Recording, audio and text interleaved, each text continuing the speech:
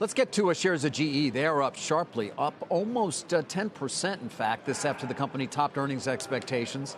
The stock is up about 50% over the last year of trading, but of course still down dramatically from those highs of, well, many years ago at this point. Seema Mody joins us on set. She has more on what is being viewed as a positive quarter for this company as it heads into, of course, deeper into 2020, seen as such an important year. Yeah, and I just got off the phone with the CEO of General Electric, Larry Culp. I asked him about the strength that they're seeing in aviation, where GE was able to grow its free cash flow versus the prior year, despite the $1.4 billion cash headwind from the grounding of the Boeing 737 MAX, which GE makes the LEAP engine for. Culp says GE is aiming for the mid-2020 return to service of the 737 MAX, but notes that, quote, the situation remains fluid.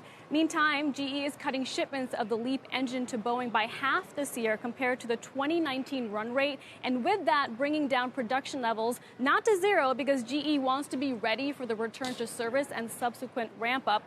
GE also says, or Culp also says, that General Electric has had a terrific year with Airbus as GE manufactures the engine for the A320. And Culp says that the key operational focus in 2020 this year will be renewables, ramping up onshore wind with the launch of the Holly X next year. Guys, that will be the world's largest wind turbine, plus projects related to hydro power. Culp says we are not pleased with the cash performance in renewable. He did spend time in India and France this past month speaking to existing and new customers, so still waiting for progress in that division. On India, Culp says he's keen to see the second term for Prime Minister Mody result in a better economic story. Lastly, guys, on the topic of coronavirus, GE's healthcare division is increasing equipment deliveries to Wuhan hospitals in China, including patient monitors. Culp says they're in the middle of the action there.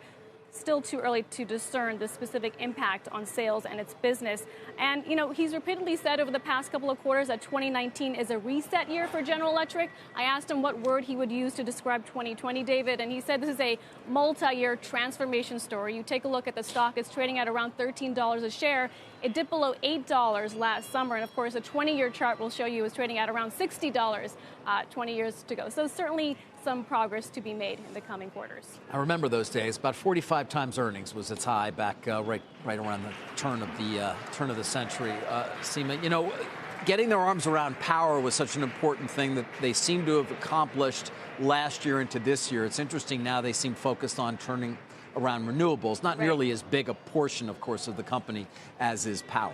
Yeah, well, with utilities now closing down a number of coal plants, natural gas prices continuing to fall, in general, the industry is moving towards renewables and trying to invest more in that space and making it more cost effective as well. And so I think wind and making wind more cost effective for the industry is something that GE and all of these other players will have to work on. But I think Holly X will be really interesting to see once that debuts next year.